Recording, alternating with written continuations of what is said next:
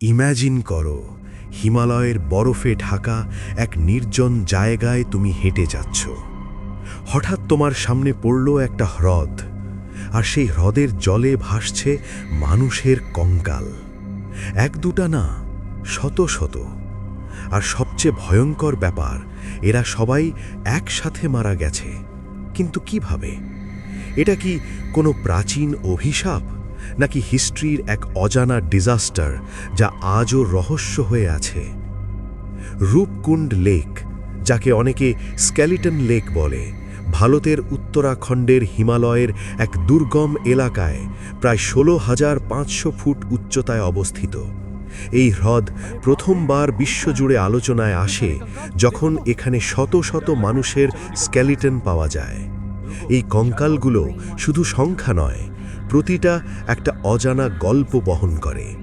Scientists, historians আর researchers বহু বছর ধরে এই রহস্যের সমাধান খুঁজে চলেছে। কিন্তু যতই ইনভেস্টিগেশন হয়েছে, মিস্ট্রি ততই গভীর হয়েছে। আর যখন ডিএনএ রিপোর্ট সামনে এলো, তখন এই রহস্য আরও জটিল হয়ে উঠল। এই রহস্যের শুরু 1942 সালে, যখন এক ফরেস্ট রেঞ্জার প্রথমবার এই হ্রদের ভেতরে ভাসতে থাকা স্কেলিটনস লক্ষ্য করেন। সেই সময় দ্বিতীয় বিশ্বযুদ্ধ চলছিল, তাই প্রথমে অনেকেই মনে করেছিল এগুলো হয়তো জাপানিজ সোলজার্সের দেহাবশেষ। কিন্তু পরে তদন্তে দেখা যায় এই স্কেলিটনগুলো অনেক পুরনো, শত শত বছর আগের। ধীরে ধীরে রিসার্চার্স বুঝতে পারে এখানে শুধু একজন বা দুইজন নয়, বরং এক বিশাল দলের মানুষ মারা গিয়েছিল। কিন্তু কেন তারা এখানে এসেছিল, আর কিভাবে তারা সবাই একসাথে মারা গেল, এই প্রশ্নগুলোর উত্তর তখনও অজানা রয়ে যায়। যখন সায়েন্টিস্টস এই স্কেলেটনগুলো নিয়ে বিস্তারিত রিসার্চ শুরু করে, তখন তারা কিছু অদ্ভুত জিনিস লক্ষ্য করে। অনেক স্কেলেটনের মাথার খুলি ভেঙেছিল, যেন উপরের দিক থেকে কোনো ভয়ঙ্কর আঘাত লেগেছে। কিন্তু আশেপাশে কোনো অস্ত্র বা যুদ্ধের প্রমাণ পাওয়া যায়নি। এর মানে তারা কোনো লড়াইয়ে মারা যায়নি। এরপর রিসার্চার্স ধারণা করতে শুরু করে হয়তো তারা কোনো ন্যাচুরাল ডিজাস্টারের শিকার হয়েছিল। এরপর আরও স্টাডি করে জানা যায় এই লোকগুলো সম্ভবত কোনো পিলগ্রিমেজ বা যাত্রায় বেরিয়েছিল। তাদের সঙ্গে নারী পুরুষ উভয়ই ছিল। এমনকি কিছু স্কেলিটন দেখে মনে হয়েছে তারা সাধারণ গ্রামবাসী ছিল, কোনো ট্রেইনড আর্মি না। কিন্তু যদি তারা শুধু যাত্রী হয়, তাহলে এমন কি ঘটেছিল যে সবাই একসাথে মারা গেল? সবচেয়ে শকিং ডিসকভারি তখন হয় যখন সায়েন্টিস্টস ডিএনএ অ্যানালিসিস শুরু করে। তারা দেখতে পায় এই স্কেলিটনগুলো একই সময়ের নয়। কিছু স্কেলিটন প্রায় 1200 বছরের পুরনো, আবার কিছু স্কেলিটন মাত্র কয়েকশো বছর আগের।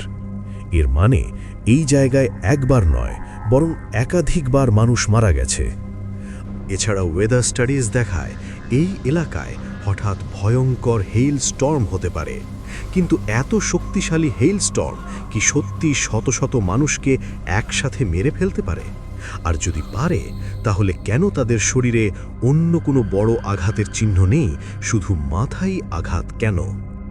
এই রহস্য নিয়ে অনেক থিওরি সামনে এসেছে। সবচেয়ে জনপ্রিয় থিওরি হলো হেইল স্টর্ম থিওরি, যেখানে বলা হয় একদল মানুষ হিমালয়ে যাত্রা করছিল, আর হঠাৎ আকাশ থেকে ক্রিকেট বলের মতো বড় বরফ পড়তে শুরু করে। এই হেইলস্টোনস এত শক্তিশালী ছিল যে সরাসরি মাথায় আঘাত করে তাদের মেরে ফেলে।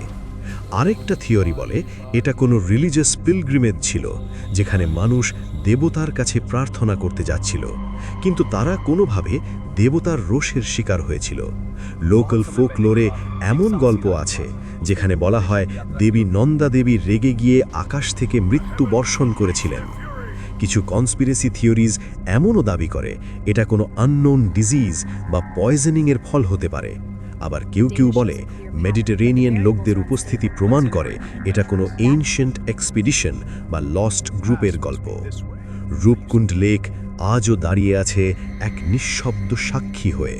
তার বরফের নিচে লুকিয়ে আছে শত শত মানুষের অজানা মৃত্যু রহস্য। সায়েন্স অনেক কিছু এক্সপ্লেন করতে পেরেছে, কিন্তু সব প্রশ্নের উত্তর আজও অজানা। এই স্কেলেটনগুলো শুধু হাড় নয়, এগুলো হিস্ট্রি ফ্রোজেন মোমেন্ট, যেখানে সময় থেমে গেছে আর প্রশ্নগুলো আজও বেঁচে আছে। হয়তো ভবিষ্যতে কোনো নতুন ডিসকভারি এই রহস্যের সমাধান করবে, অথবা হয়তো রূপকুণ্ড লেক চিরকাল তার গোপন রহস্য নিজের কাছেই লুকিয়ে রাখবে। আর আমাদের মনে একটাই প্রশ্ন রেখে যাবে, সত্যিটা আসলে কী?